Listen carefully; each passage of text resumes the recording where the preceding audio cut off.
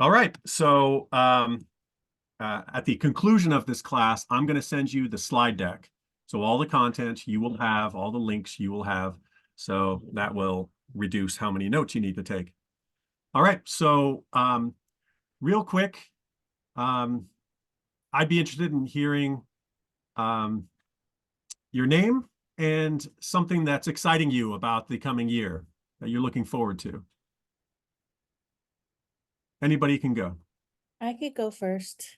Sure. My name is Patty. I'm from MPB, and exciting this year is I'm currently in Florida. I'm helping my mom relocate to California, so I'm excited about that. I've been wanting her to live with us, so that's exciting for me. I'll have Christmas with her this year. Wow, great. Thanks. Thank you.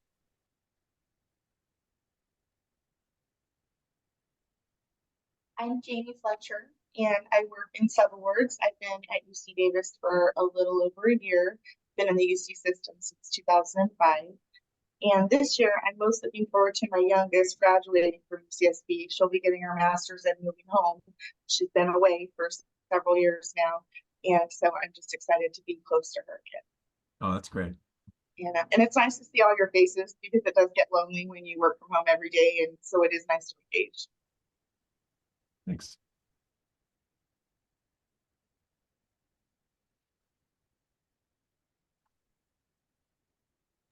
Hi, everyone. My name is Saskia Ceballos, and I work for College of Letters and Science.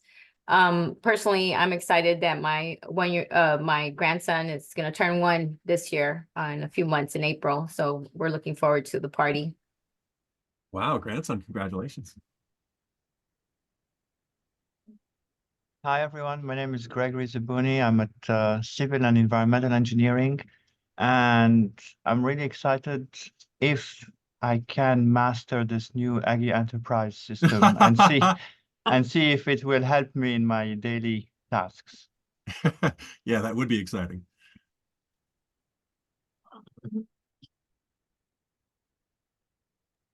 Hi, good morning. I'm Emily Woods, and I'm with Veterinary Medicine. I'm with Gregory on this journey with Aggie Enterprise and trying to learn all the ins and outs. One thing I am looking forward to this year is we have a lot of milestone birthdays in our family. My mom's turning 70, and I have a daughter who's turning 18 and 16. So we hope to do a celebration at the end of the year and go on a cruise. So looking forward to that. That is exciting.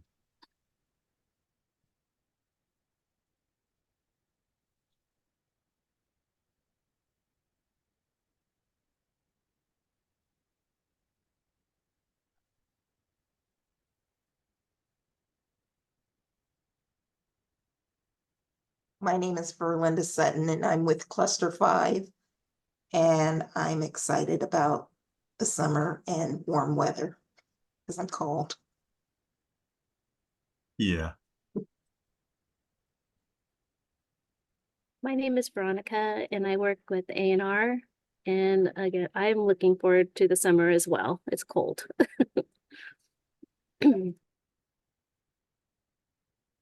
I am Heather. I work at A&R with Veronica and Loopy that's on the call. Looking forward to continuing my martial arts journey this year. That sounds fun. I'm Janet. I'm sorry, Janet. Go ahead. Okay, I'm Janet Sacco Brown, and I work in hematology oncology, and my lights always like to go dim. Sorry about that. But I am looking forward to my sister and brother-in-law coming to visit me this summer. I very rarely get family to visit from the East Coast, so that'll be a nice treat. Yeah, that sounds nice. Good morning. My name is Loopy, and I work for UCANR in the BOC department. And I'm fairly new to this department, so one thing I'm looking forward to is just getting better at my job. Yeah. Hi everyone. Sorry, I'm having like difficulties with the camera. But I am in orthopedic surgery, and I'm right there with Greg and Emily about the whole Aggie enterprise. I'm excited to see how it can help make everything faster and easier. Although right now it's a little, I'm still trying to learn everything. But something I'm excited about is my niece will be turning 1 this year. So I'm excited about that. Mm. So cute.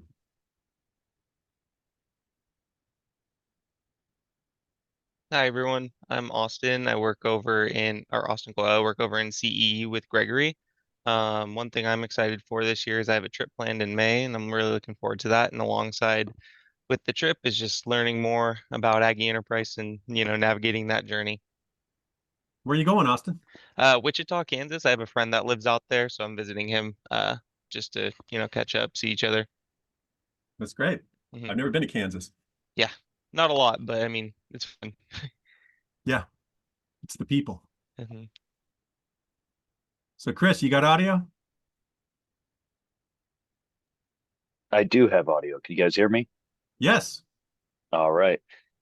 So I'm Chris. I'm in School of Medicine Radiology, and something I'm excited for is I coach my daughter's softball team, and we start the spring season up here next week. So Great. How old is your daughter? she'll be 10 in a couple of days. Oh, wow. Well, that's fun. Yeah. All right. Well, thank you all. Um, and so let's get into it. Going forward, you can just turn your cameras off if you prefer, whatever works for you. And I'm going to share my screen and get into it.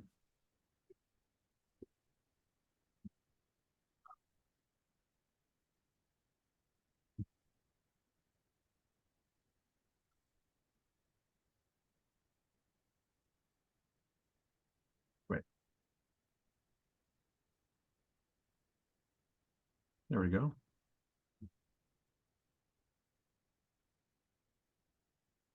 Oh no, you're getting a preview of everything.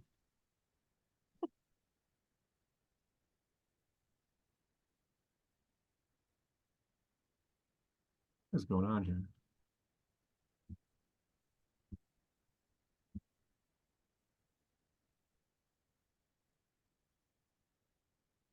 That's weird.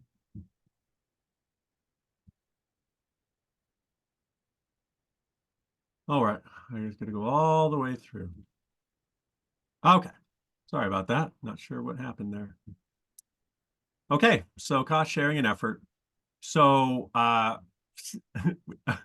we didn't introduce ourselves. I should have done it when we were all on camera, but I'm Perry King. I'm the training officer in the sponsored programs office. Been there 2.5 years and really enjoying it. And Sarah, you want to introduce yourself real quick? Yeah, I'm Sarah Smith. I am on the proposals team and sponsor programs. And I've been here about almost 3.5 years. Great. So Sarah and I will be going back and forth as we go. So we're going to start off with cost sharing, and we want to cover cost sharing definitions, cost sharing requirements, how to apply cost sharing by different sponsors, and then how to enter it into Cayuse SP and Cayuse 424.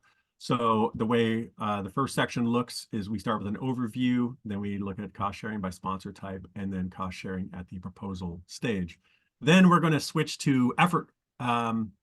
And we're going to talk about those definitions and requirements, how to calculate effort in a budget, how to enter effort into SP and 424, and then how to work with the sponsor programs office to modify effort. So when we talk about SPO, we're talking about the sponsor programs office where Sarah and I both work and where we process proposals and awards. So the sections for that are an overview, and then how to budget effort, entering the effort into SP and 424, and then we'll have a wrap up. All right, so now I'm going to switch it over to Sarah.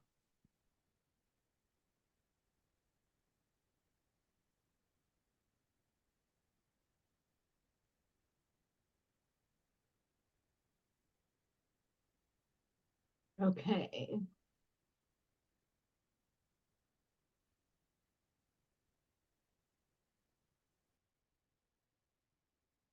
I think I've got my screens mixed up, sorry. Okay. Okay, so cost sharing overview. No, we're looking at a bunch of young men and a dog. Oh, that's my fam bam. Okay, let me stop and share the right screen. Lovely family picture, by the way. Thanks. Thank you. Okay, is that the right one? Well, now we're seeing the presenter screen where we see the notes. There we go. Okay. Okay. Now where are my notes? Sorry, Terry. No, it's all good. One more time.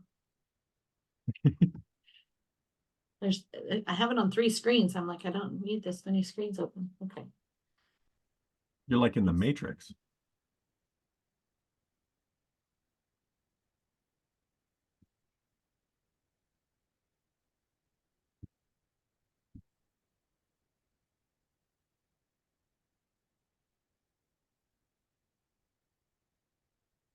Okay, is that the right one?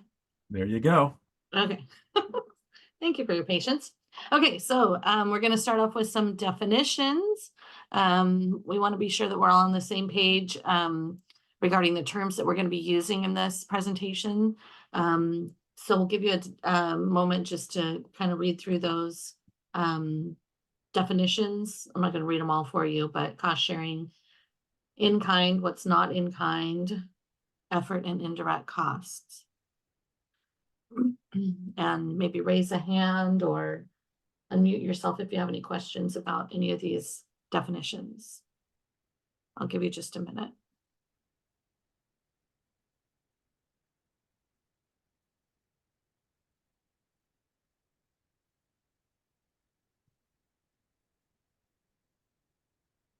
Okay, moving on. As the class is focused on cost sharing at the proposal stage, as Perry mentioned, it doesn't cover post-award cost sharing handled by contracts and grants accounting, and doesn't cover Aggie Enterprise. But contracts and grants accounting wanted us to share the following information. So Aggie Enterprise cost share projects will be set up by CGA on request. Cost share expenses will be charged to the cost share, the internal project, just as direct charge expenses are charged to the sponsored project, the external project. CGA cost share application website will be retired and the data will be there for reference only. And CGA offers their own cost sharing and effort commitment e-course that covers post-award effort management and reporting. This training will eventually be replaced or retired. So if you haven't done it yet, you may want to go and do it. Although it will be, I'm sure, updated and like it says, either replaced or retired. Yeah, because it doesn't cover Aggie Enterprise. Right. Okay, so mandatory versus voluntary cost sharing.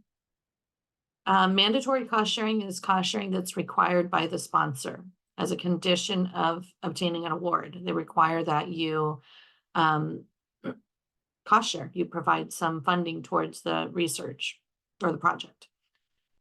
The university requires full cost recovery for work conducted under extramural affairs or awards, and it's better to direct charge the sponsor instead of offering a cost share. Voluntary committed cost sharing are resource, again, voluntary committed. Those are the 2 key terms there. Resources that are offered by the university, they're documented, they're quantified in a proposal, although they're not required by the sponsor, it's voluntary.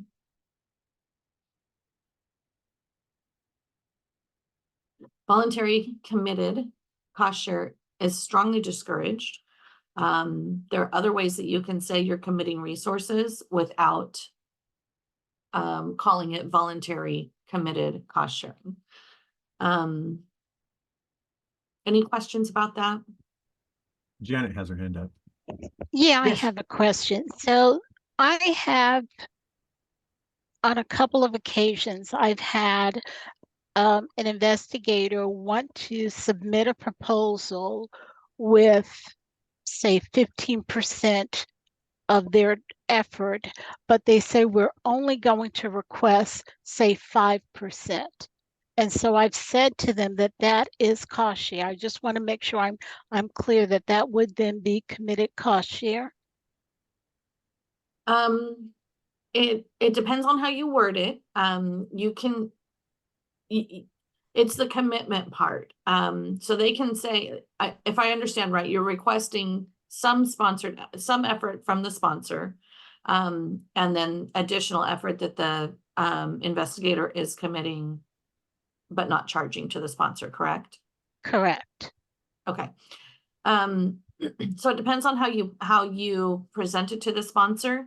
But yes, if you're committing cost share on a voluntary basis, the sponsor's not requiring it, then we discourage that. You can still, yeah, and I don't know why they would commit effort to a project if they're not required to. Does that make sense? I think that when it's happened, they have they feel as though if they can show that they are more involved with the project, it becomes a stronger proposal, but the budget does not allow for that amount of cost recovery. Okay. Then again, and we'll go through a couple of ways that we recommend that you would put something like that into a proposal, because we don't, I mean, we want to discourage it being committed voluntary cost share. Okay, sounds good. Thanks. Yeah. Yeah, we'll touch on some language, and then afterwards, let us know if the question still remains or if you're more clear. The problem with the committed voluntary cost share is, that it's got to be tracked and it's got to be reported on because you've committed it to this project. So it does cause some problems if it's voluntary committed cost share. But like I said, we'll get more into it.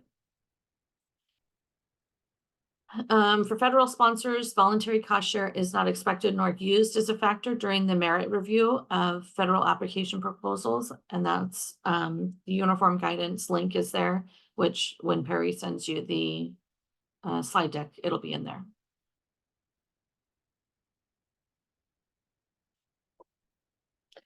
A note about institutional support. Institutional support is, of course, important. Some proposals, like large center grants, require institutional support. In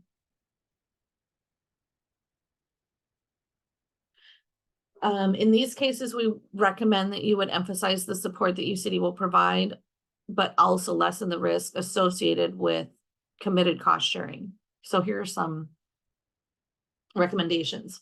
We want to avoid terms like match and cost sharing and say institutional support and resources are being provided, blah, blah, blah. Yeah, match and cost sharing has to be allowable to the project, and it also has to be tracked, as I said. So an example regarding GSR tuition and fees is saying tuition for a graduate student is going to be provided instead of saying $100,000, because then you're committing to a dollar amount for that project, as opposed to more vague tuition, because tuition, of course, can change, especially if it's a project that's down the road.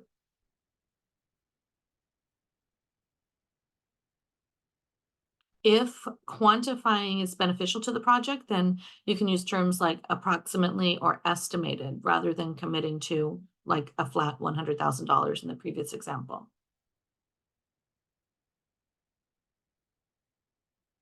Any questions?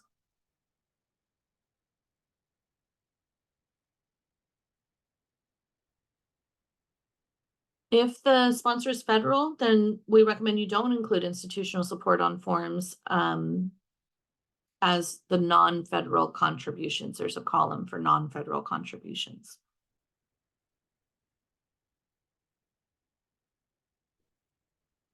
Applicable to all cost sharing scenarios. It's a binding commitment. If you're saying you're committing $100,000 in tuition for a project, that's binding and you have to commit $100,000 to that project. At award time, any cost share becomes a binding commitment the university must provide and document as part of the performance to the sponsored agreement.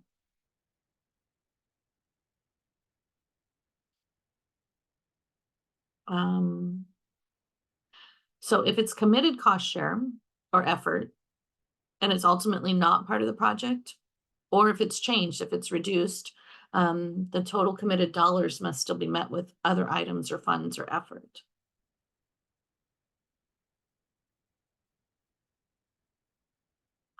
Cost shared effort is part of the total committed effort for the individual working on the project. So in the example Janet gave where they were charging for some of the effort, but then also providing voluntary committed effort for the project. So not a dollar amount, but an effort amount. So let's say they were charging 5% and they were voluntarily committing another 5% effort. Then even if that investigator doesn't end up committing that or providing that 5% effort, it still has to be provided somewhere else because you've committed to it in the agreement. Cost share funds are subject to the same terms and conditions as sponsored funds, unless there's a caveat from the sponsor. Any questions on this?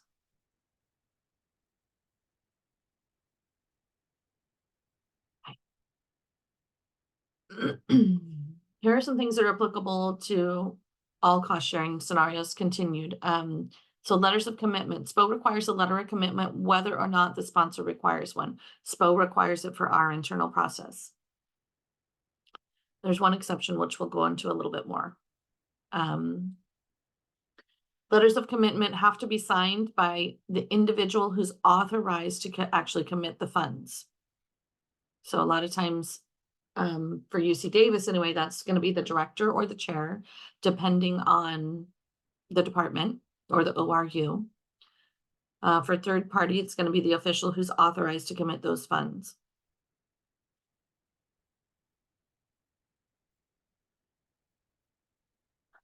Reported cost share is also auditable and must be allowable under the cost principles, and it has to be verifiable to financial records.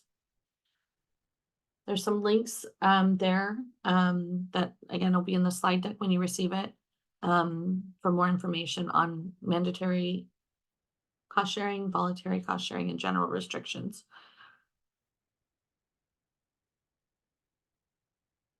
Okay, third-party cost sharing. Again, it has to be voluntary. Third-party cost sharing. Voluntary third-party cost sharing is discouraged. So as with other forms of cost sharing, because it's voluntary and committed, those are the key words, voluntary, committed. So we discourage it because, again, it's a binding commitment and it has to be reported on. It has to be provided for the project.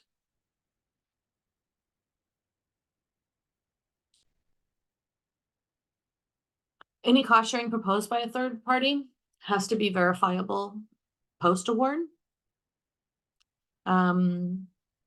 And then that documentation is going to be submitted to contracts and grants accounting. Third-party cost sharing on the proposal side, we're going to require that letter of commitment at time of proposal. This includes costs for in-kind services or staff time from a third party. And at time of proposal, a commitment letter is sufficient, but not at time of award. They're going to need to be able to verify that those funds are available.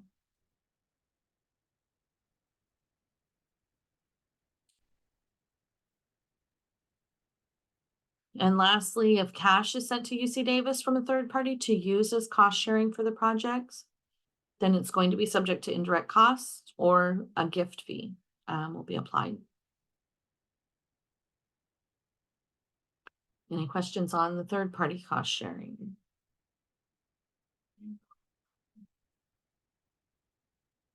Okay. Okay, cost sharing effort. So for federal projects, cost sharing effort constitutes the most appropriate cost sharing commitment. So, an investigator can cost share their effort, which is usually paid by the department. And then, yeah, sabbatical leave. So this is the caveat that we talked about a little bit earlier at proposal stage. I should emphasize, if the cost share effort is entered into the IPF in Cayuse SP, then it's going to be authorized using the internal processing form. So you don't need a letter of commitment for the cost share effort only. If there's other, I'm trying to think of an example. If there's other funds being offered by an department to match or to meet a cost sharing requirement by a sponsor, then we'll need a letter for that. But if it's the effort for personnel, then that can be authorized in the IPF. And that authorizes the associated salaries and benefits. Any questions about that? So I wanted to pause here and just go back to Janet and see if she still has questions about the question she brought up.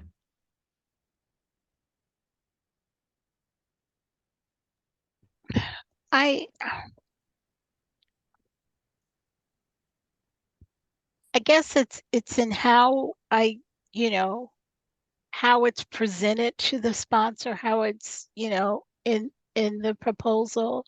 I just, I just try to always avoid even mentioning anything above what we are asking for. Yeah, so that's what we recommend. That's what, it's strongly discouraged. If your PI is insisting on it, then it may be a good idea to recommend a talk with someone in leadership in the sponsored programs office. So Ahmed Hakim Elahi or Kelly Gilmore, the associate director. And it sounds like if you did it by the books, 5% would be in the request to the sponsor, and then the additional 10% would be cost shared, but it would be a committed cost share. So it would be included in the budget as coming from UC Davis, and then that effort would be tracked by contracts and grants accounting if the proposal is awarded. And then the alternative is he puts language in the proposal that says, I'm asking for 5% effort, but I'm going to do everything I can to make this project a success. So I'm going to give it as much of my, focus and, my energies as I can, something like that, to say, I'm going to go above and beyond. But he's not committing actual 10% effort. So then it's not tracked. So it's whatever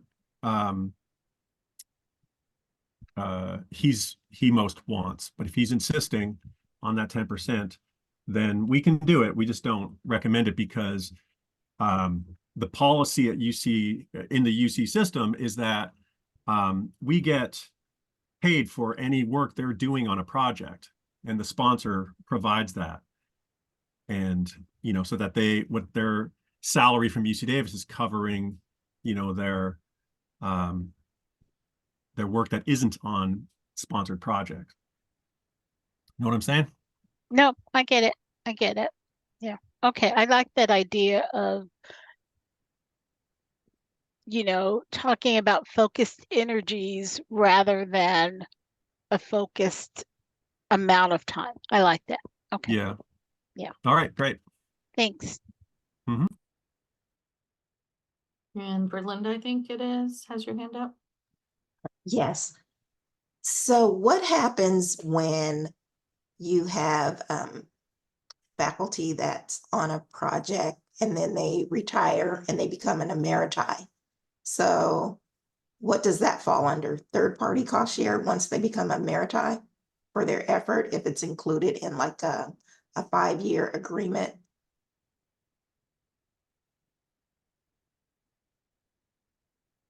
That's a good question for Linda. I think they're still considered part of UC Davis because they're representing UC Davis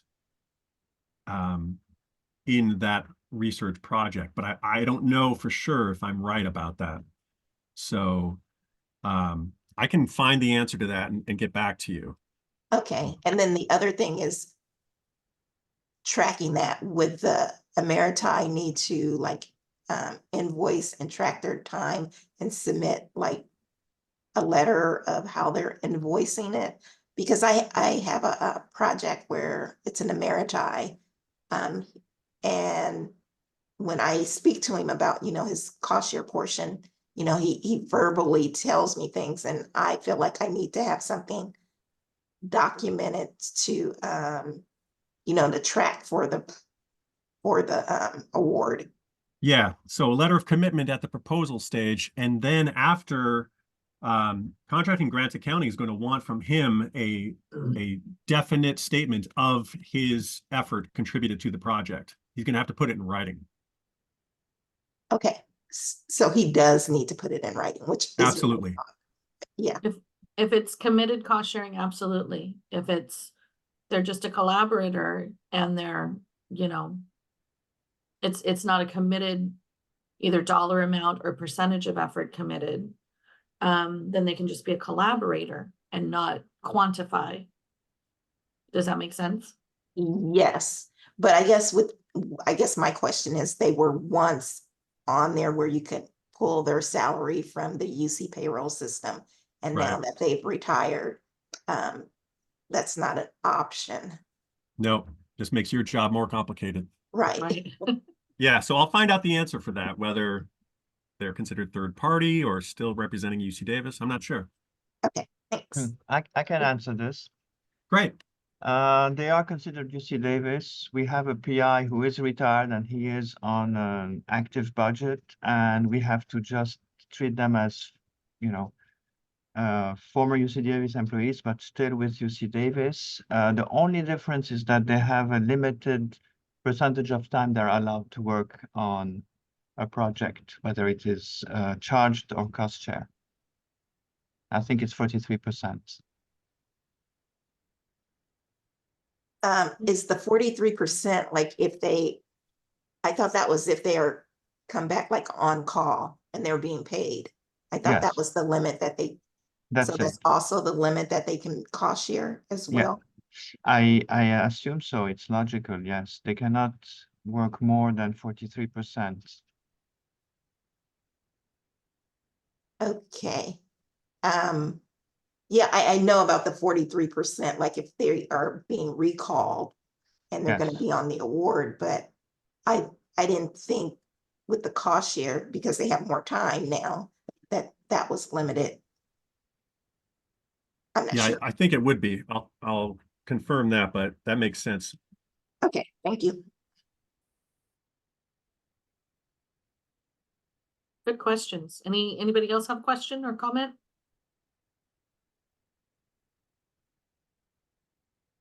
All right. So unrecovered indirect cost. This comes up actually often on the proposal side, because there's a question about whether unrecovered indirect costs can be used as, can be charged toward the award as cost share. So the unrecovered indirect cost is the difference between the amount charged to an award and the amount that could have been charged to an award. So, and then those indirect costs on a cost shared items are unrecovered. There are two types of unrecovered indirect costs. unrecovered indirect costs on a match. So costs are automatically calculated. And these are the calculation of what UCD could have recovered versus what we're actually asking the sponsor for. So contracts and grants accounting will automatically add these to the match for the financial reports. The other type of unrecovered indirect costs is when the sponsor limits the F&A rate. So maybe they're only allowing 10%, in this example, 10% total direct costs on a request, but our rate is 60 or 61% of modified total direct costs. So the difference in that is the unrecovered indirect costs.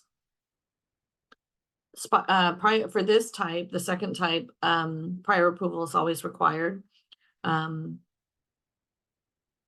You have to get prior approval through SPO when you're sending the budget to us at proposal stage, but prior approval is required from the sponsor before unrecovered indirect costs can be calculated.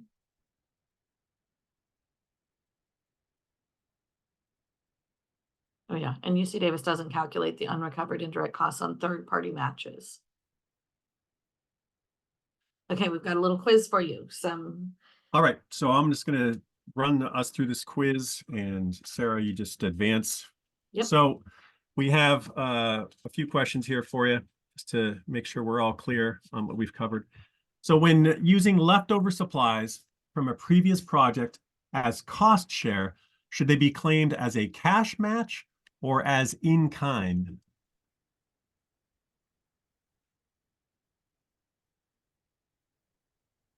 So you can unmute yourself or write it in the chat, whatever works for you.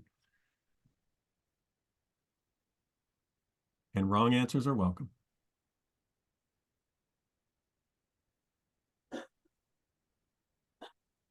You have a cash match. Thanks, Rachel. I'm gonna go, oh, never mind. Saskia, you can say it. Oh, I was gonna say cash match.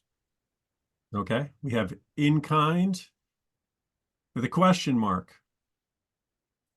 In kind. All right, so good. We've got a little bit of both. You want to show the answer, Sarah?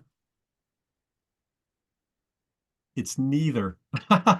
Trick question. Oh no. Yeah, so leftover supplies, they can be used, but they can't be claimed as cost share. So if, from an example in another class, if a department has leftover ingredients for a nutrition project and they want to use those ingredients in a new research project, they can do that. They can say, hey, we have all this stuff here from this other project. They can use it in the new project, but they can't claim it as cost share. So it's kind of like what we were talking about in Janet's example. If someone says, I'm only going to ask for 5% effort, but I'm really going to work a little more because I'm so committed to this project, and it's just no one's going to pay for it. I'm just doing that out of the goodness of my heart. It's not claimed as cost share, and it's just used. Is it also because it has been accounted for in a previous award? Yes. And we cannot double count? Exactly. Thank you, Gregory. So which form of cost sharing is not expected nor used as a factor during the merit review of federal applications or proposals?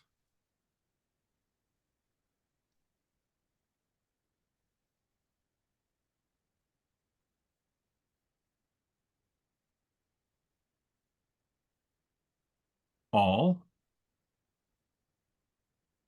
That's actually not correct, Janet.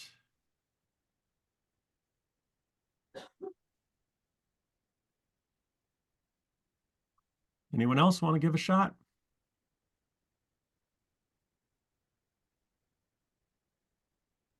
Voluntary? Yes. Thank you, Gregory. Patty. It's the voluntary cost share. If it's mandatory, then they will expect it in the application, and it will be used as a factor during the review. When a proposal requires institutional support for success, Would it be sensible to describe this support with a phrase like institutional resources available to the project consist of? Would that be a good phrase to use or not?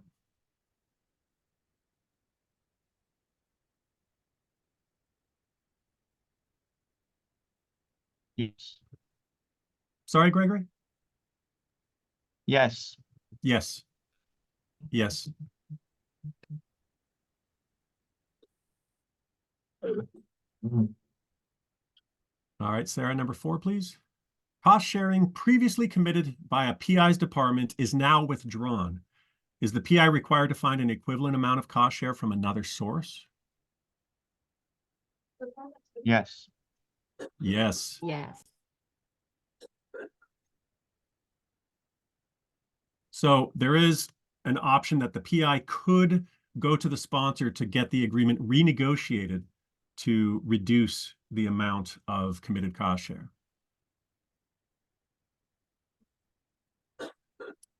And last question, to verify its cost sharing post award, a third party provides the signed letter of commitment it provided to the PI. Are any other documents required?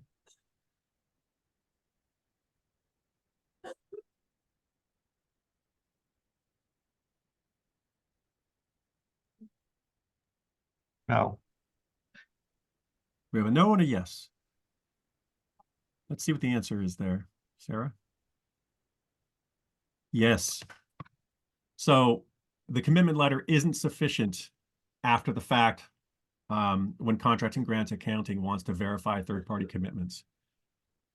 So they have to have some documentation of actual commitment at that point. Yeah, pre-award. Pre-award, the letter is sufficient, but not post-award. Nope. Okay.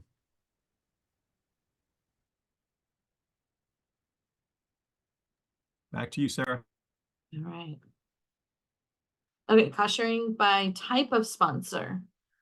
So for federal or nonprofit sponsors,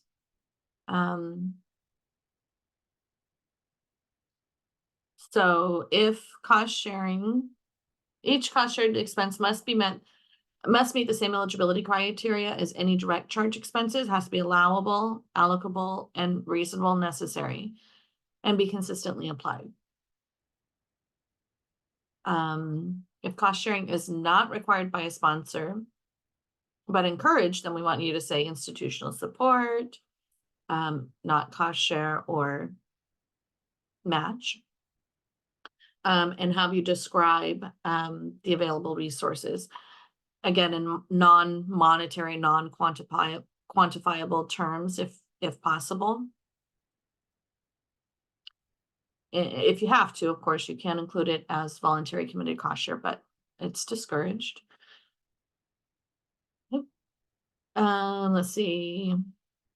If the proposal cost share amount is included in the award budget and the project narrative, then the fulfillment of the cost share must be documented and reported the same as it would if it was mandatory cost sharing.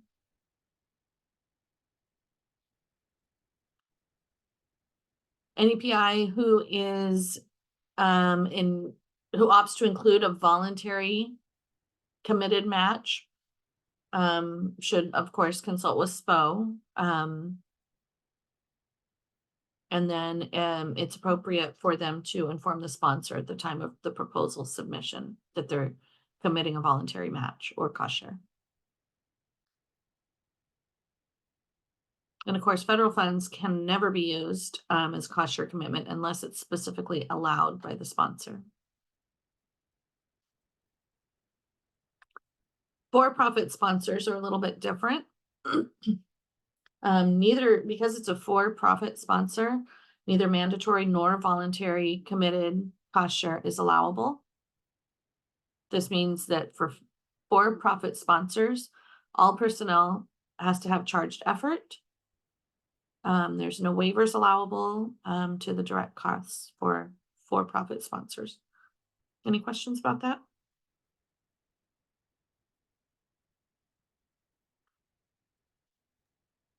Hi, Sarah. Yeah, just to quickly clarify. Yeah. If we could just go back. Yep. There is no waivers to indirect costs, even though there must be could be a clause that says that the total indirect cost must be capped at say 15% or something like that. That's correct. If it's a for-profit sponsor, because they're for-profit. Sometimes I've seen where a for-profit sponsor will have their foundation. And the proposal goes through the foundation, which does have some sort of a limitation. But if the for-profit sponsor is paying for the research, then everything has to be charged to the for-profit sponsor. Thank you. Yeah. Any other questions? Okay. So the proposal stage.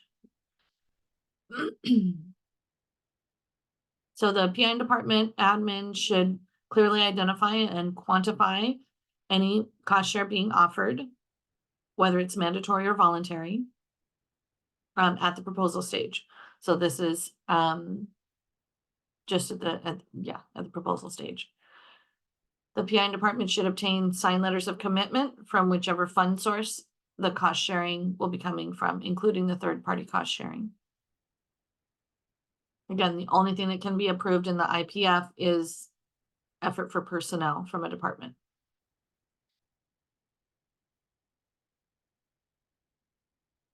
So this is what it looks like in Cayuse SP under the Investigator Researchers tab. In this example, there's 3% sponsored effort for Perry. And this has 0 for cost shared effort. So the total effort is 3%.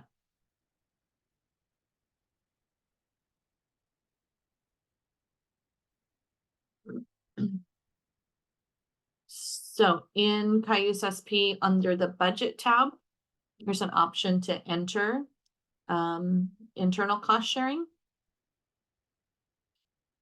So although there's that space to enter cost sharing in the budget section, we don't want you to enter it into Cayuse SP. This is just to make it easier for routing issues.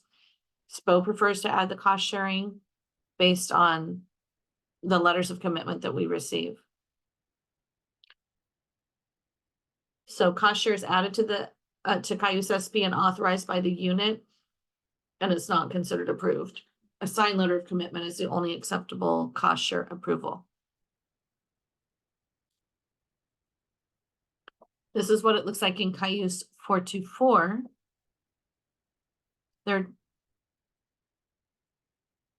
So this is on the RR cover page. As you can see, it's highlighted on the left there. Estimated project funding.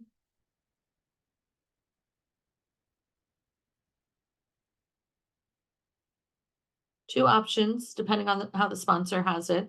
This is going to be on the second page of the RR cover page. You can enter total federal non-federal funds in that second line.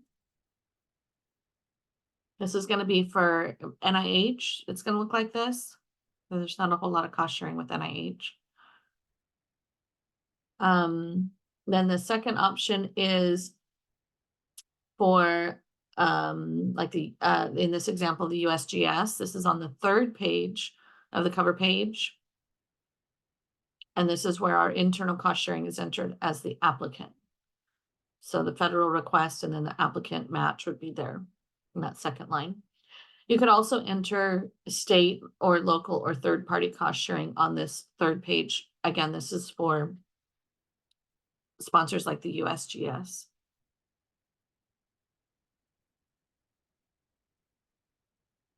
Any questions?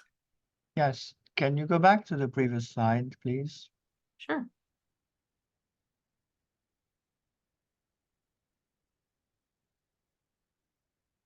This one? Yes. I don't understand why we should not enter cost share in Cayuse SP. Doesn't that help everybody?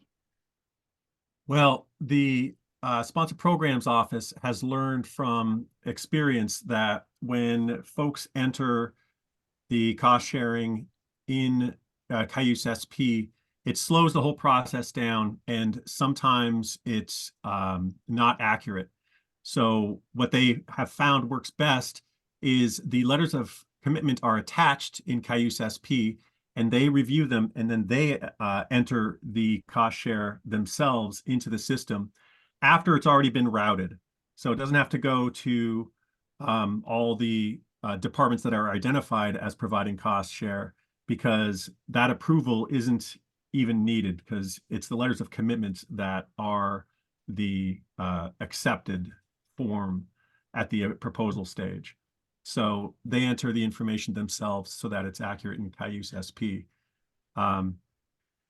So it's just from experience, that's the better process. Harry, it's Saskia. Has Yeah. this always been the case? Because I think I've entered, well, my colleague is no longer in our unit, but we worked together on a few, I think, proposals where I did indicate cost sharing. Yeah, it's okay if you do it. Okay. But they just have found it works better if you just leave it out. It speeds the whole process. And that's what on our end, it just works best. But folks do it because it makes sense. But we're just, since you're taking this class, you're finding that this is a better way to do it. And it's one less thing for you to do.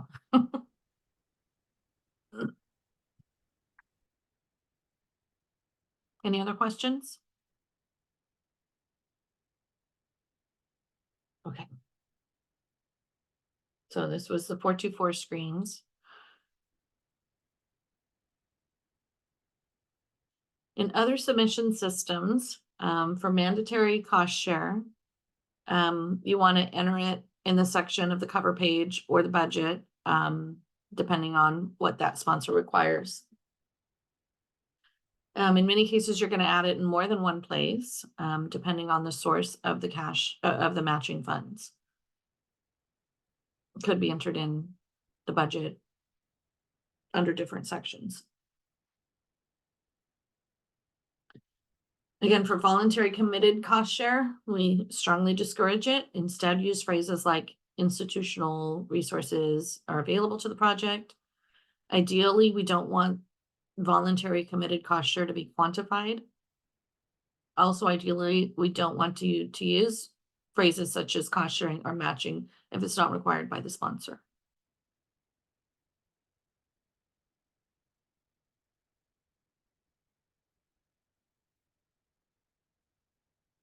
All right, so it's 9:59 now.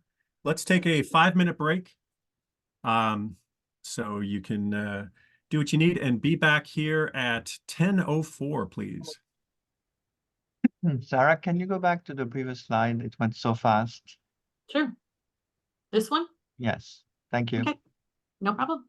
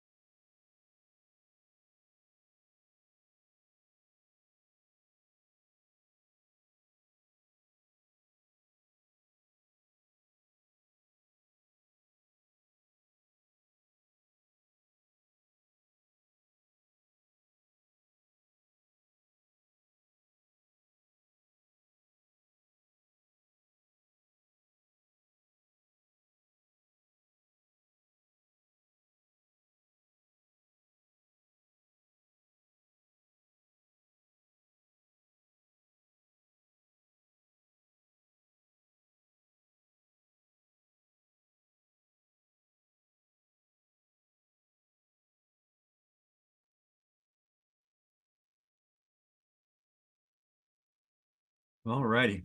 Sarah, are you there? Oh, yeah, you are there. I'm here. I can remember having to unmute myself. Great. So now we're going to switch to effort. Can you go to the next slide, please, Sarah? Okay, so effort. The amount of time that somebody commits to the project, the salaries, the benefits, and the related indirect costs are all considered part of that effort. And efforts typically expressed in person months for federal sponsors, though a lot of people track it instead in percentages. So effort must total no more than 12 calendar months or 100% effort, whether that individual works 40 hours a week or 70 hours a week. They can't commit more effort than they work. And it's reported through the effort reporting system for federal awards, and will continue to do so even with the rollout of Aggie Enterprise. So effort is different from full FTE. It's based on the amount of time a person works. So if they work only 30 hours a week, 100% of their effort is that 30 hours per week. So person months, as I said, it's federal sponsors use it. And to calculate the person months, they multiply the percentage of effort associated with the project by the number of appointment months. So as an example, if someone, a faculty member has a 9-month academic year appointment and they're committing 25% of that 9 months, then you take the 9 months, you multiply it by 0.25 for 25% to come up with 2.25 person months. And if someone has a 12-month calendar year appointment and they're committing 10%, 12 times 10% is 1.2 person months. Now, to make that easier for you, the NIH has a very nice person month conversion tool where you input both the percent appointment and the percent of effort, or the number of appointment months and the percent of effort to come up with the person months. But just so that you have all the concept here, we're just going to ask you to calculate person months. Can you click, please, Sarah? All right, so there's someone who is going to commit 35% of their effort during their 3-month summer term appointment. So what would be the formula and what is the outcome in person months? 4.2, 0.35 times 12. It wouldn't be times 12. We're just looking at the 3-month summer term appointment. Oh, only summer. Yep. Okay. So Jenna has 1.05. Can we see the answer, Sarah? Yep, 1.05. So now a 12-month appointment is going to commit 10%, but they're only working half-time. So what would be the formula to determine that amount of person months?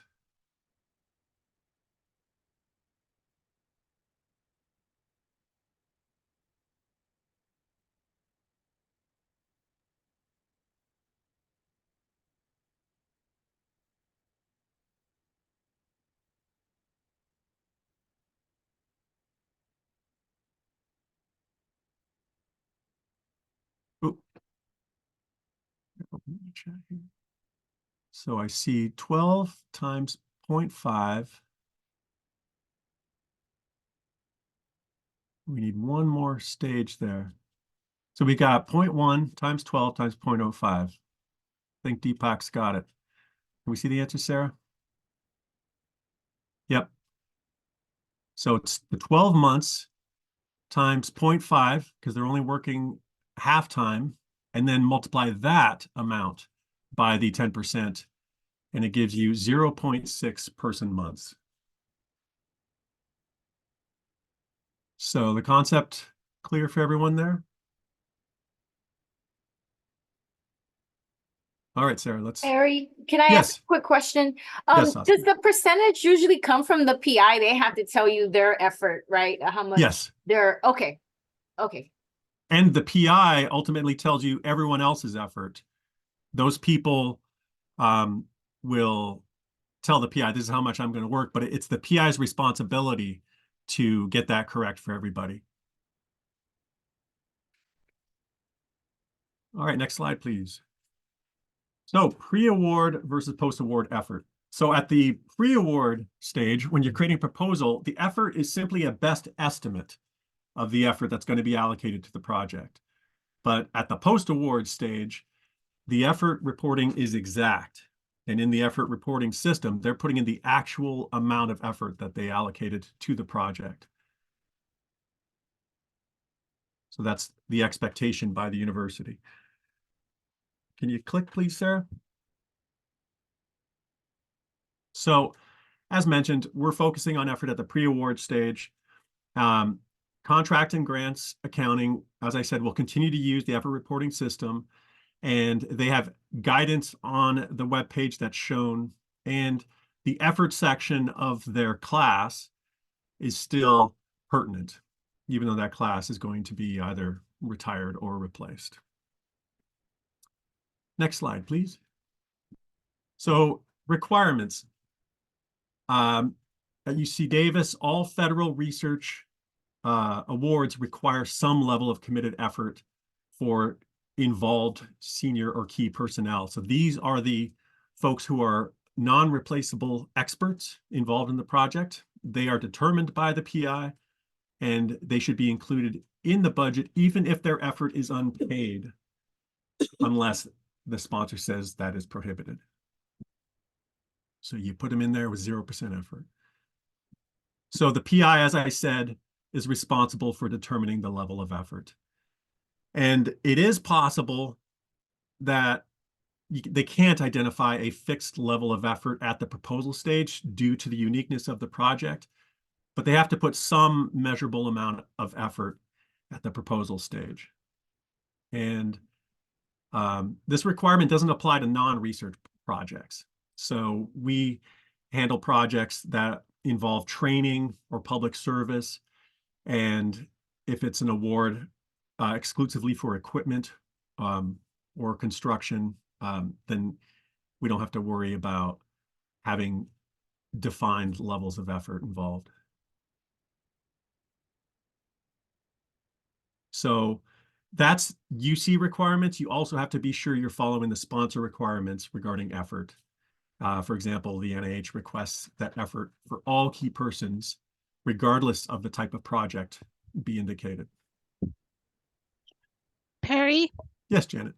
I just want to confirm that if we're looking at no cost extensions, that is considered post-award.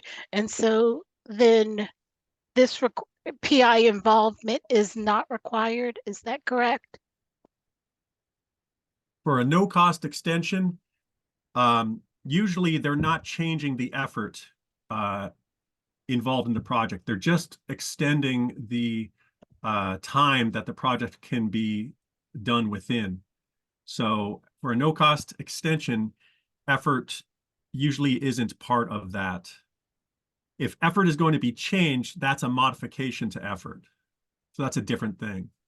Okay, let me make sure I'm understanding completely. So if the award was originally, say, a 5-year award and the PI was on it 10% effort, we go into a no cost extension for an additional year. So in year 6, there's not funding available to maintain the PI at that 10%. Correct. So are we then, is that then considered cost share at that point? Or are we showing them at 0% and it's then a modification? Yeah, at that point, if the PI needs additional funds to support their involvement in the project, then in addition to requesting a no-cost extension, then they will also need to request additional funding to support their continued involvement in the project. So it becomes a different type of agreement.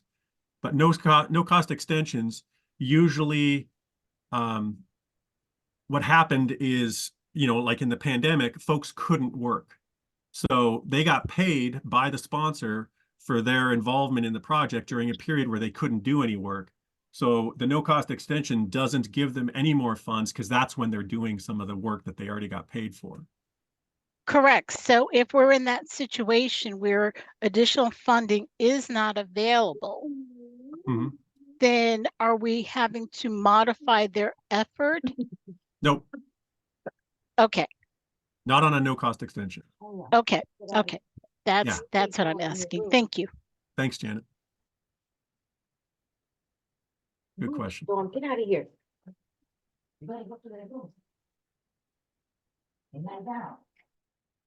Okay. So the last thing that popped up there is for projects that are non-federal or non-research, it is possible to have no dedicated effort on the project.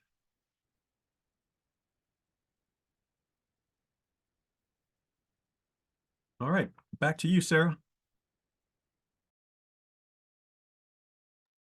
Okay, so budgeting effort.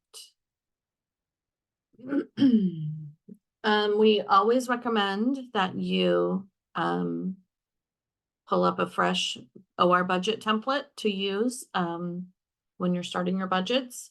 Helps improve accuracy and speed for our budget reviews because it presents a format that's familiar to sponsor programs. These Excel templates auto-populate with the latest information, the latest indirect cost rates, the latest fringe benefits, composite benefit rates, IRB fees, all of that is updated throughout the year on those budget templates. So even if you have one saved to your desktop or on a shortcut, we recommend you pull the most recently updated one from the SPO website.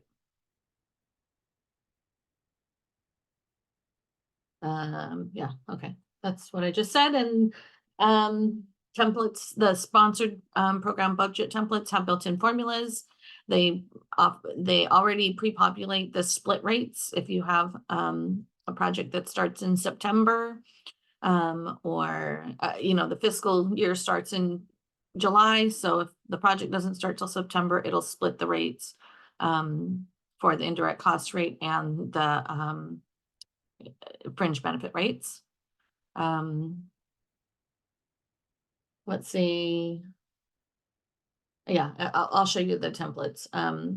They're customizable by appointment type, by escalate. You can customize the escalations, and you can customize the F&A rates and bases.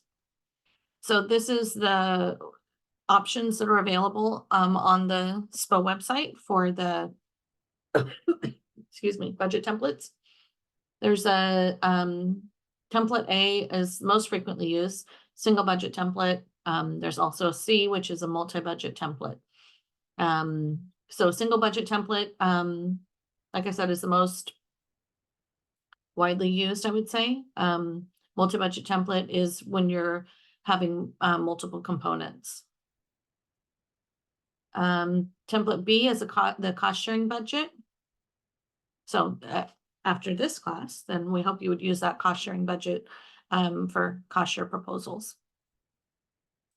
Then there's some sponsor specific ones. The template D is the ones to use with the California Model Agreement. Template E is the CERM budget template. And F is for USDA when there's, they use total federal funds for their F&A rate base. And then G is a simple budget template that you can customize. So those are kind of the options. At the top of this page, there are some frequently asked questions. There's a YouTube video about how to use the budget templates, and there's an effort calculator that you can use as well.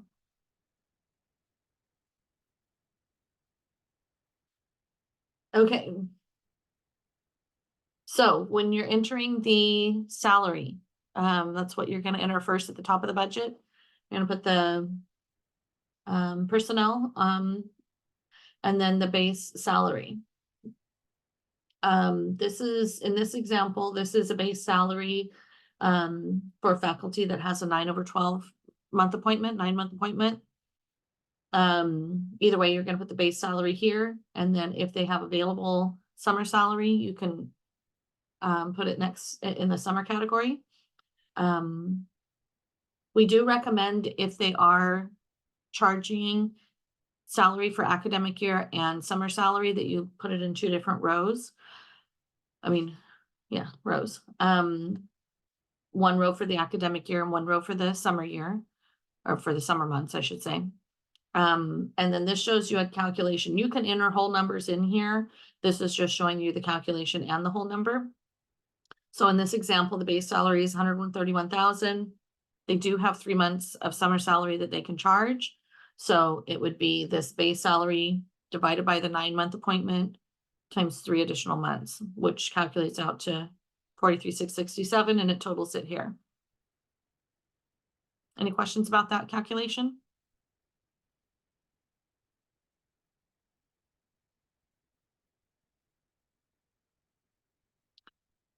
Okay, yeah, so sorry, I was ahead of myself. He can work an additional 3 summer months, so that's what's entered in the summer category. Either way, we want the annualized salary in the total column.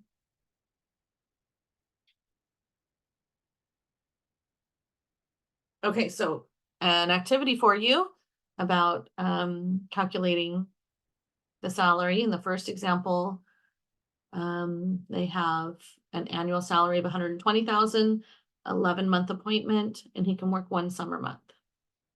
So what would you put under the summer category?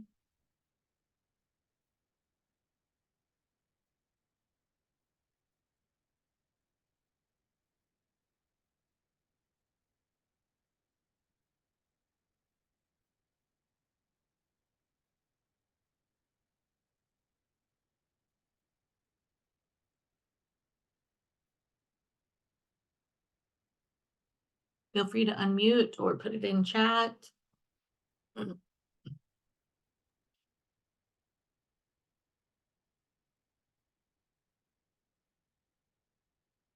Anybody?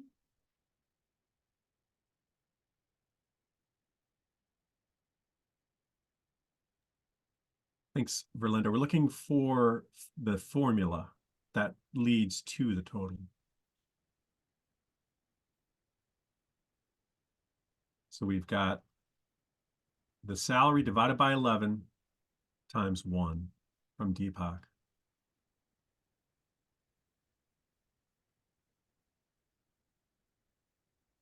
Looks good. And yeah, the number was right. 10,909.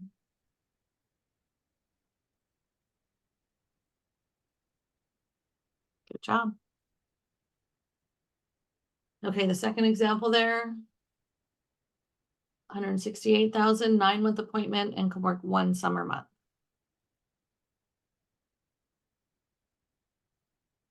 So, Gregory, you took the total, you divided by 11, and then you multiplied by 3, but this is an 11 month appointment, so they can only have 1 month. Yes, there. but what I thought we need to have in the annual salary is the annual salary as a base, so the total annual salary, and then the summer is the total summer annual salary, and then you Yes. have a real total, and then in the next cell you would put 1 divided by 12, which would be 1 summer month. Yes, so your answer is addressing number 2, but in this case, for number 1, they're paid for 11 months of the year. So they only have 1 month of salary available to them in the summer. So you can only multiply it by 1. Multiplying by 3 gives them 14 Yes, months. yes. Yeah. And what you just explained addresses number 2, because we have a different answer in number 2, but I think what you explained is more accurate for number 2. So let's just go to number 2 That's correct. and look at it there. So for number 2, we've got the salary divided by 9 times 1. Yeah, let's show the answer. Thank you, Sarah. So, yeah, some faculty members know they can only work one summer month. They are limited by their department. And the department says, we don't have funds to pay you for more than one summer month of work. So in that case, if you know that that is the case, the PI has informed you, then this is the correct formula. But in most cases, it's exactly as Gregory just explained, that they're only going to commit one summer month, but they could work 3 summer months. So in that case, you would do what Gregory suggested and put the total amount that they could possibly work here in the salary section. So instead of multiplying it by 1, you would multiply it by 3. And I think I'm going to change the course to do it in the future the way Gregory recommended, because it's actually a more rare case to have someone who is told by their department, no, we cap you at working only 1 summer month.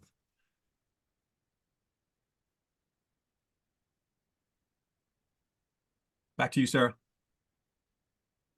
All right, any other questions about this calculation?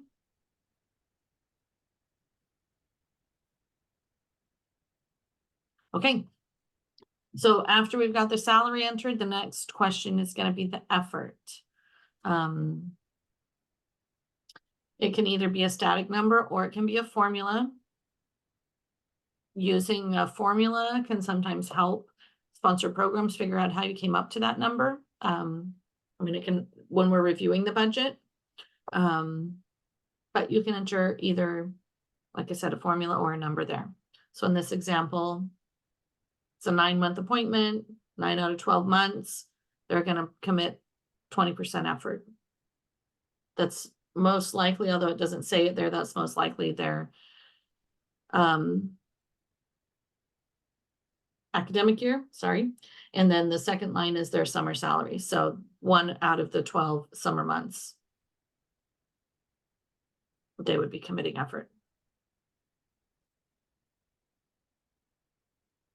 If the first line is academic salary only, should the summer column be 0 or not? No, because it's as you were explaining, Gregory, and under annual salary, we want to put the maximum amount that they could be paid for their academic year and summer months. So there, it doesn't matter that they're not going to work in the summer, because we are determining under the effort section what that line, what that row is committing. So the summer section is ignored essentially in that row. Does that not confuse everybody though? I mean, would it be more simple to just say academic salary is based on 131,000 and then you take whatever percentage and then you don't have to do the 9/12? This is how I did it. Yeah, and the way you could, yes, you could do it a different way. This is just one way of doing it. Yes.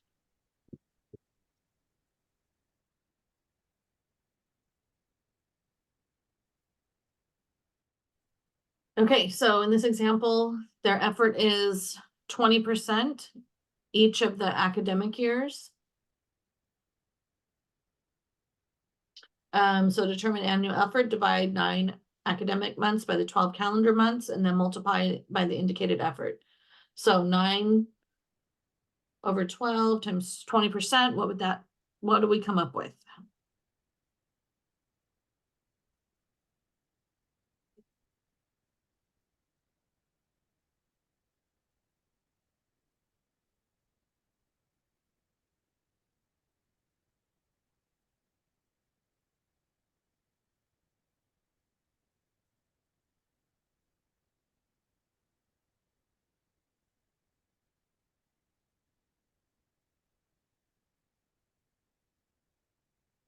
We have 15% in the chat. Yep. So 15%, yep, it's what's going to show up for those 3 periods. Okay, so for their summer salary, their effort is going to be 1 month, which will calculate out to 8.33%. Looks good. Any questions? So one thing I just want to point out is it's a 3-year project. So the 15% was spread out over the 3 years, was copied over to the 3 years. But it says that the summer effort is for year 1 only. So that's why it's only in 1 column there.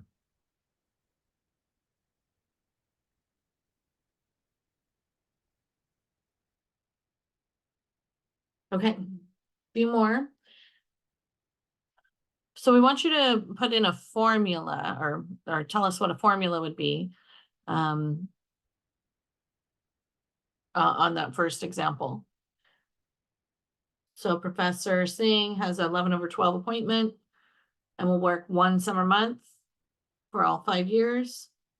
He'll commit 15% over the academic year and 50% for the 1 summer month. So what does that look like?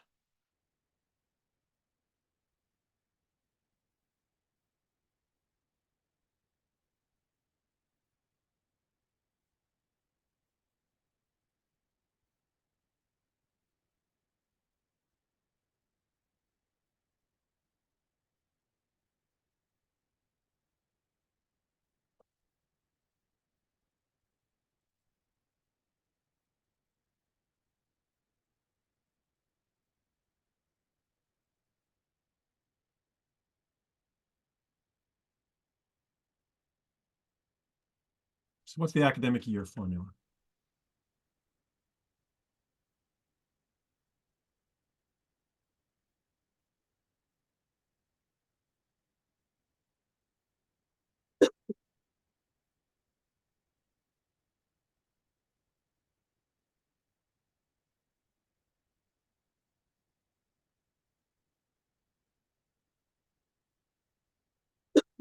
Nine divided by 12 times 5%.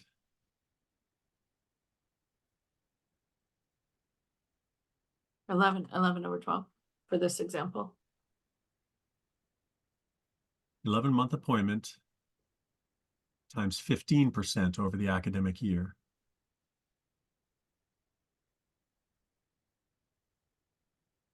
Copied and pasted into all 5 years.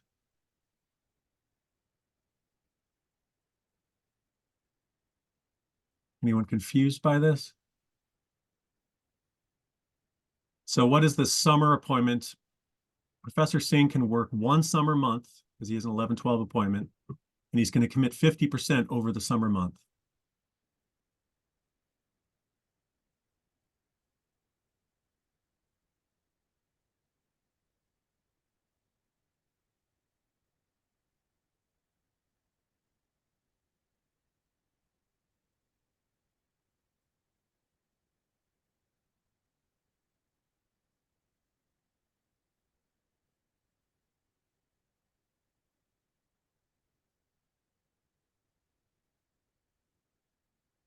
One divided by 12 times 0.5.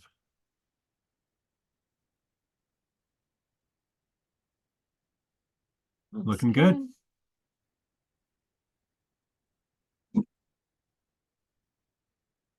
Let us know in chat or unmute if you have any questions about that. Second example, it's a 9/12 appointment. They can work an additional only 1 summer month.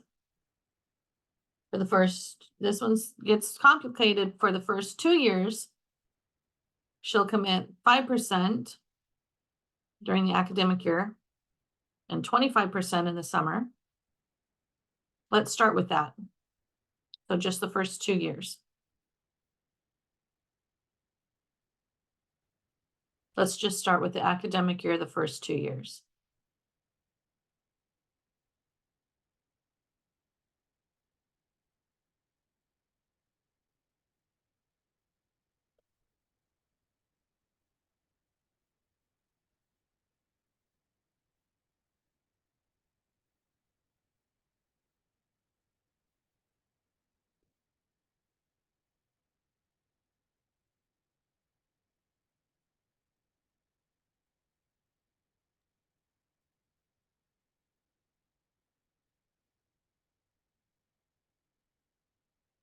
So Janet says 9 divided by 12 times 0.05. Anyone disagree?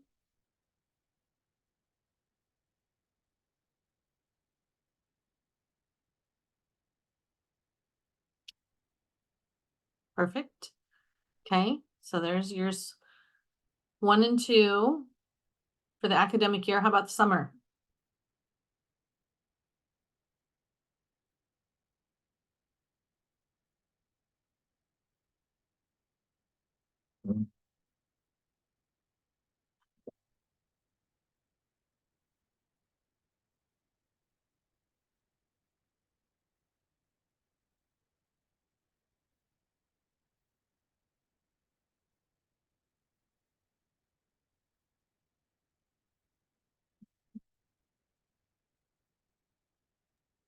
Janet, again, she's rock and rolling.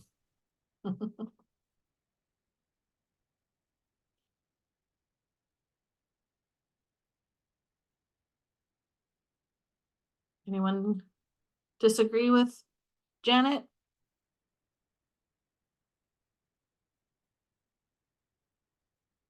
Okay. So now for years 3 to 5 of the project, 25% in the academic year and 50% over the summer. Academic year first.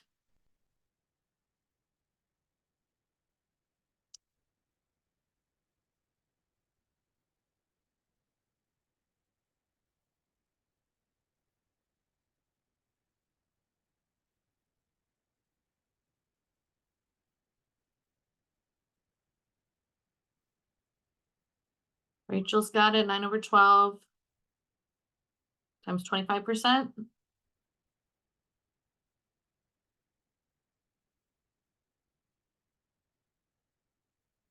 And then how about this summer?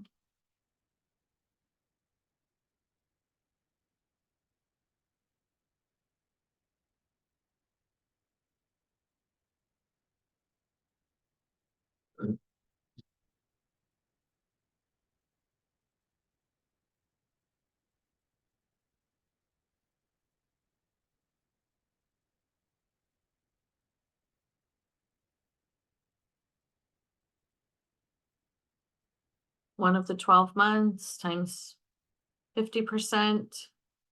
There we go. 4.17%. Any questions on that?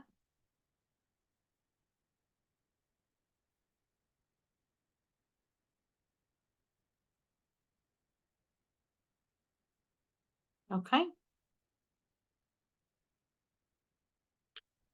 So a couple of other things about the budget template. There are tabs here at the bottom of the SPO budget templates that you can look at the F&A details and see what rate was used and the base for the rate.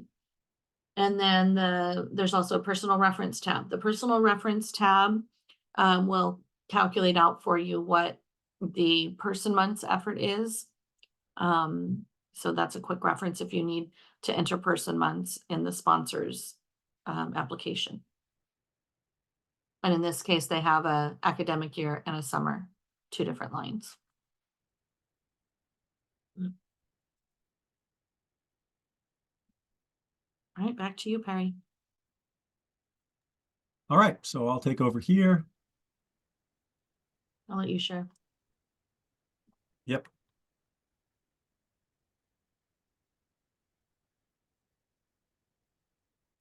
I have to jump. Sorry.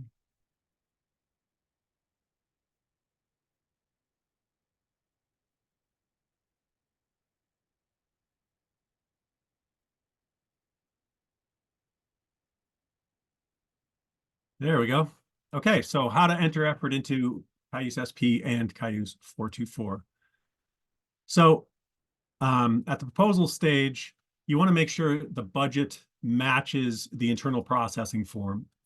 Our analysts in the sponsor programs office are going to look and make sure things match. And if they don't, it's just going to slow the whole process. They're going to have to go back and ask for some revisions. So you can see in the internal processing form, under the investigator research team tab, that's where we show the amount of effort that is being committed to the project. And as shown earlier, there's a separate column for cost shared effort, and then those two are totaled. A common question is asked. The sponsored effort that's entered in the internal processing form is for year 1. So in this example, you can see their effort for the PI changed in year 2 and year 3, it's lower, but we want year 1 entered in to the internal processing form. Yeah, it's a good comment. Thanks, Sarah. All right, so then in Cayuse 424, well, first off, we have a range of resources available to help you navigate Cayuse 424, and I'm going to put in the chat links to both the page that is shown on screen and to a specific Cayuse 424 training, because 424 can be a little not user-friendly, especially when you're first using it. So the slides that I'm going to be walking you through next are all from this other Cayuse 424 training. So in Cayuse 424, in the cover page section, on the left column, these are all forms that are required by the sponsors, the federal sponsors. So depending on what you're applying for, which type of agency and which type of project, these forms that are required will change. So sometimes you've got more, sometimes you have less. So on the cover form, the SF424RR, for it's a research and related, there's a section there for the project director PI contact info. So to edit that, you would click on the pencil in the top right. And just a note, there is in the forms, there's another form called the key persons form. You can either populate the PI here, or you can do it up in the first section. And when you click on the pencil icon, it's going to pull the PI's information from their professional profile in the Cayuse system. So sometimes that info was entered a while ago, so you always have to go through and make sure it's still accurate. When you click on that pencil icon, it's going to bring you to the screen where you can either select a PI that you've already selected before, or you can search for the PI you're looking for. And then once you find that PI and they are added to the proposal, you can revise their effort.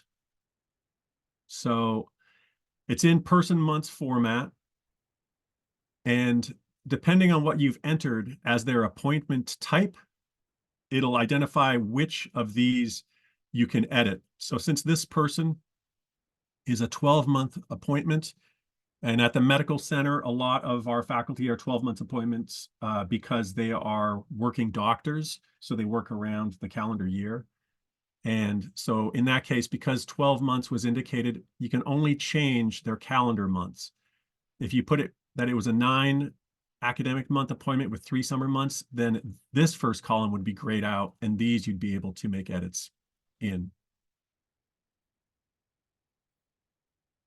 So as I said, you would enter the calendar months in person months, and we've provided you tools to help you calculate that if you just have a percentage. So a weird quirk of Cayuse 424 is that the salary and fringe always needs to be overwritten manually, because 424 doesn't use any split rate for fringe, and the auto-populated salary that comes from the profile rarely matches the internal budget. So you update these figures as needed so that this section matches the internal budget. And then, as mentioned earlier, if you overwrite a section, there'll be a red star next to it. And that just informs you that that is not an auto calculation. And you need to be aware that if you update things, if you change, say, their effort, then these figures won't automatically update. So you'll have to manually update the stars. And then if you want to just get a star back to its original, just delete the entry and it'll put back whatever was auto-populated. So we're jumping now from that first section to the key persons. And you can see that the PI, because they were added in that first section, they are already included here. And then you can add, edit other senior key personnel. So to edit, to view the personnel, to revise them, you click on Manage Key Persons, and it'll bring you to another screen where you can make edits. So on that other screen, if you hit the plus symbol, then you're going to be able to change their effort. Clicking on the plus symbol will bring you back to the screen we were just looking at, where you could identify their salary and effort. And if you click on the pencil icon up here, it's the same as on the other screen. You can search for and add other additional people.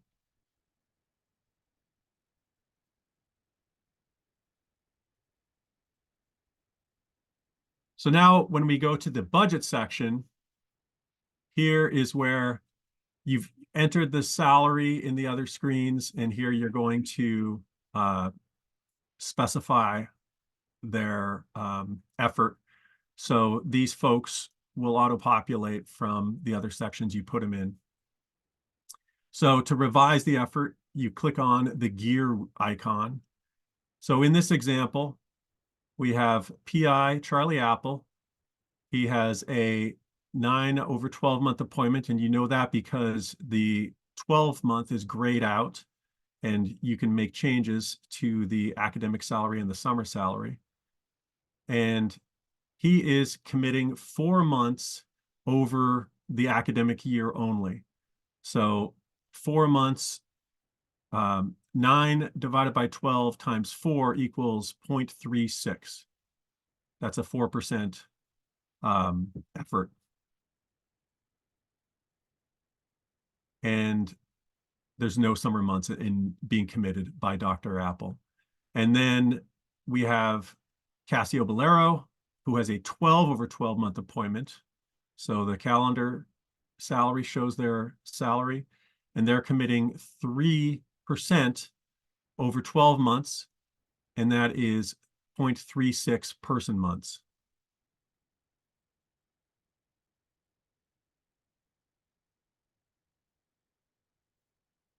So are there any questions about entering stuff in Cayuse 424? And again, you'll have all these slides to help walk you through it.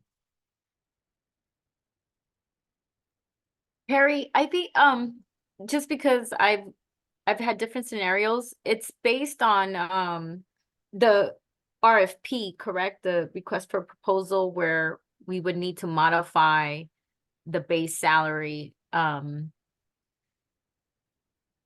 and say the RFP indicates we can't request salary for the PI. Like in my example, it was an NIH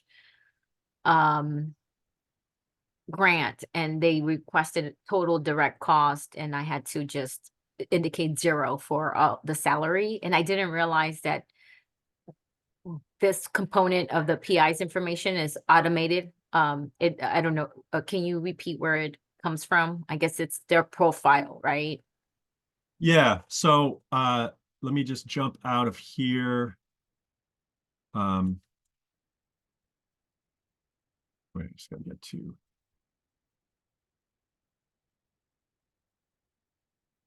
So in the Cayuse Research Suite,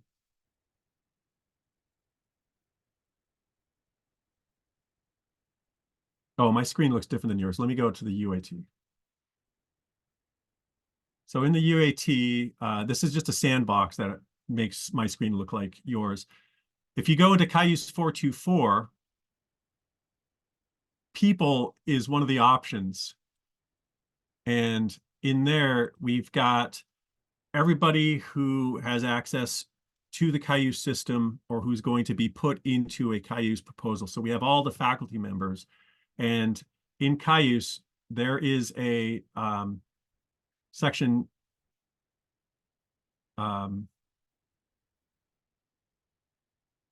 we've got this.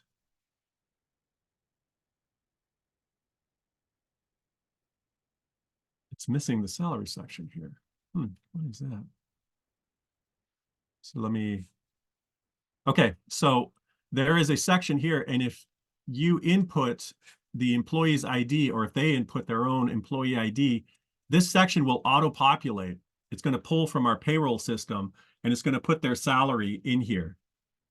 So then when you're completing Cayuse 424 and you click on that pencil icon, it'll pull this information. It'll automatically put it into the Cayuse 424 proposal. But because split rates aren't calculated for benefits, and because when you're putting a budget together, you have to specify salary, it often doesn't match. Almost always it doesn't match. So then you're manually having to go in and change. Where's my slideshow? So here's where you're going in and you're changing the amounts that were auto-populated for their salary.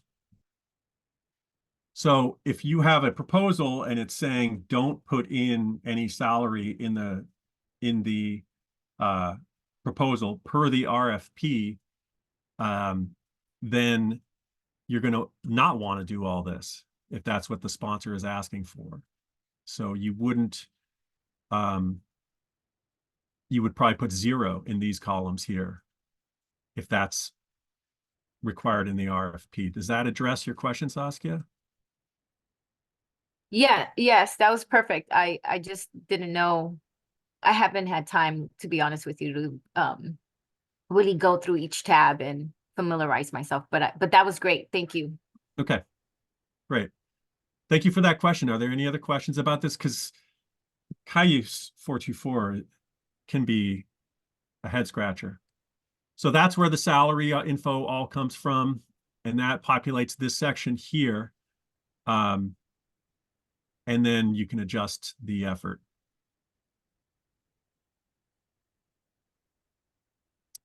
You guys ready to go on to the last section? Okay, so just modifying effort. So once an award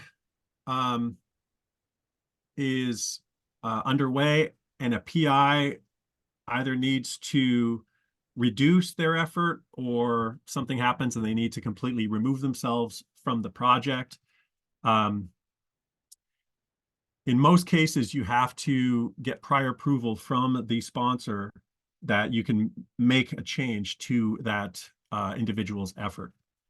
So if it's a small amount of change, less than 25%, then you may not have to get prior approval.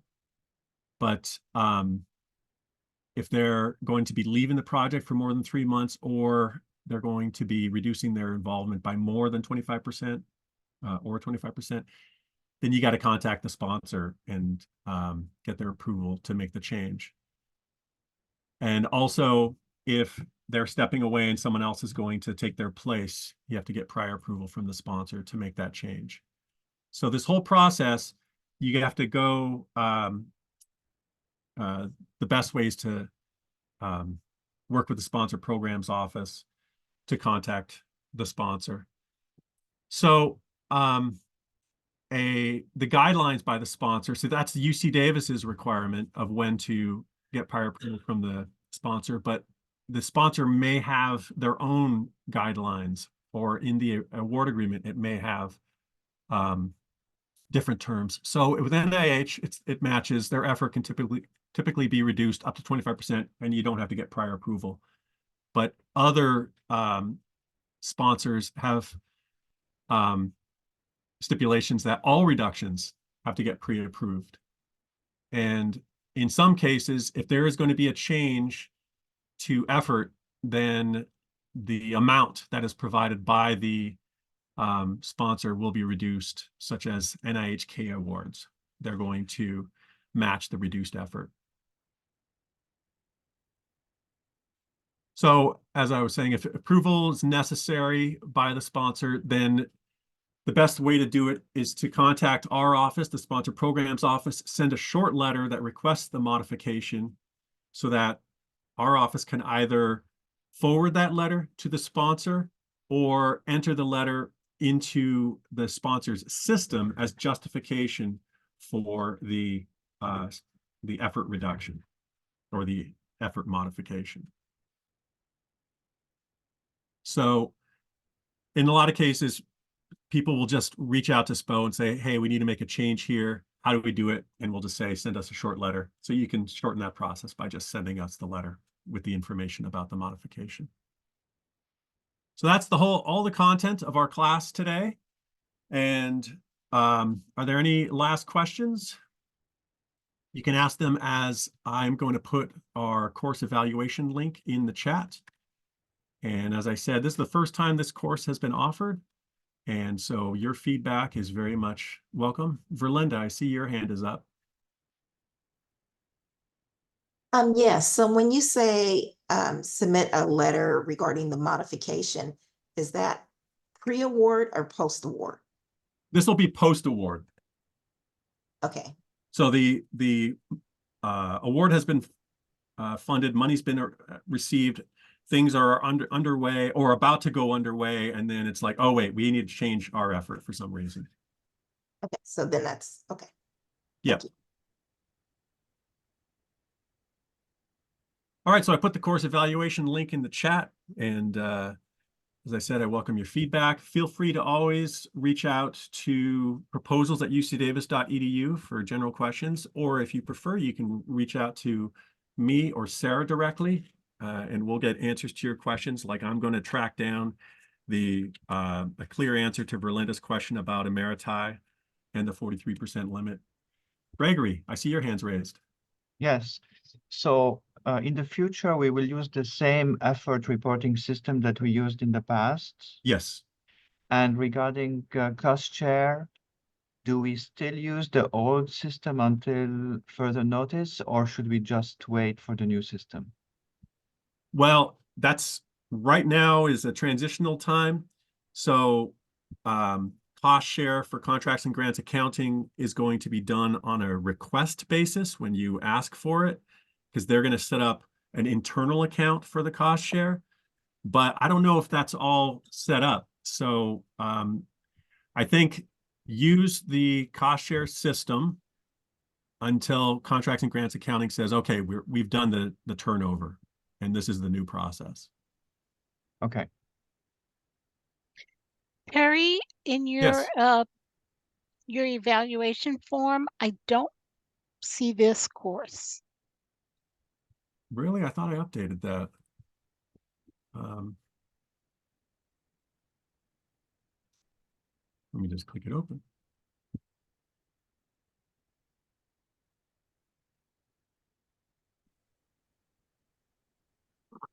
Oh, I must not have saved my change.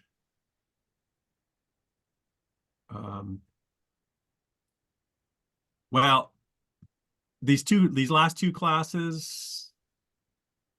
Wait. Your budget templates, preparing costs. Where's the effort class? Huh. This is an older version. All right, so what I'll do is I'll send you a revised course evaluation link following this class when I send you the PowerPoint presentation. Sorry about that. I updated it, but I guess I didn't publish it, or I got the wrong link. Your humanity is showing today. I know, isn't that crazy? It happens to all of us. Yeah. All right, well, thank you all. We made it within time, and I hope you found this beneficial. It was. Thank you. And Thank you. I've got some resources listed here, things that were referenced on other slides. So you'll get all that when I send it to you. All right. Thank you for your time, everybody. Thank you. Thank Bye. you. Thank you. Bye. Thanks. Bye. Thank you, Sarah. Great Thanks, job as Mary. always. Hey, I have a question / comment. Yeah. Okay. I'm not that great at cost sharing either. In the slideshow, okay. If we go Mhm. back to, let me find what slide. It was when I was doing it, so Is it about uncommitted cost share? no. Oh, sorry, it's not cost share, it's effort. Is it effort? Yeah. Yeah, it is effort. And okay, so some of the calculations, I'll find it and I'll email it to you, but it was not 424, Can you it hear me was okay? okay. It was Good, maybe. how are you? Yes. Okay, like on slide 35, 36, those slides. Okay. Now, like 9-month appointment, and they can work 1 summer month. So it wouldn't be because there's only 1 summer month that they're allowed to work, not 3. Yeah, Gregory I responded um, time sensitive requests. had pretty mentioned well. that. Luckily Okay. had the capacity And I said, I'm going to good. change that slide because question It's 2, a quick and easy thing. I mean, was do focusing kind of on do the rare websites all the time, situations so where a department's like, yeah, it's you can pretty only simple. work So 1 I'm summer hoping month. to That's all the see- money we I'm have. hoping I can make This what was happen- later though, after you know, Gregory. you This know, was the happen later happen. I just wanna calculations. see what It was you're still, talking, we here's said things like- the calculation should be 9 divided by 12, but it was, maybe it wasn't that slide. It was when we were entering like, Well, I don't know how yeah, to be an okay, it was attorney, slide so- 37. Okay. Anyway, I'm I'm sorry, just I have a thinking it bad should be cold, 10 so months, I'm not gonna be 12 coughing. months. Which one should be 10 months? Because, okay, so here, let me share. So we're on the same page. Yes, Yeah, I wasn't sure. Okay. I wasn't going So to do here, that, but I'm like, it just looked a little we weird, have and I'm professors not, I a am 9 over not a 12 designer appointment and can by work any 1 means, summer but I'm month. like, oh, if I can do that, so I'm glad And- you like that. But we say that the calculation is 9 over 12 times 5% for the academic year. And then the same thing here, 9 over 12 times 25%. But it's really only a 10-month. Oh, No, because that first line is academic year only. it doesn't. Yeah. And the second line is that additional 10th month. But this 18,667, that's only 1 month of summer salary. Yeah, 1/6 that. Oh, that's so interesting. Oh, I Sorry. see what you're saying. Yeah, that's. I don't know. Oh, yeah. Yeah, so so I'm going to change on the previous slide. Wait. And This one? so No, weird. on the Okay. So can you see your yeah. privacy? Okay. So on slide 35, question 2, I'm going to put 3 months. Okay. I can see why you would want that. And too. then we won't have that confusion because you are completely correct. It should be 10 months. Okay. That was it. Yeah, As no, I was that's saying it, I was like, wait, is that right? Yeah. It's so confusing. It's so confusing. And Gregory was saying, like, why don't we just put like the summer or the academic year on the first row and the summer months on the second row, the salary total. And that seems to make more sense to me. But I think what Elisa must have discovered is that people screw that up more often than they screw this way up. Yeah, I mean, it's still, I can't wrap my brain around, the 10 months and the 11 months screw me up. 9 months and 12 months, I can figure that out, but when they have the 10 months or 11 months, that messes with me. Anyway, Yeah. that was it. Oh, yeah, no, I appreciate it because you're completely right. Okay. All right. Take care, Carrie. Thank you. Thanks, Sarah. Adobe. Okay, bye. And Bye. there was no prompt to update it. I was just getting so frustrated. I kept trying to save changes in PDF, and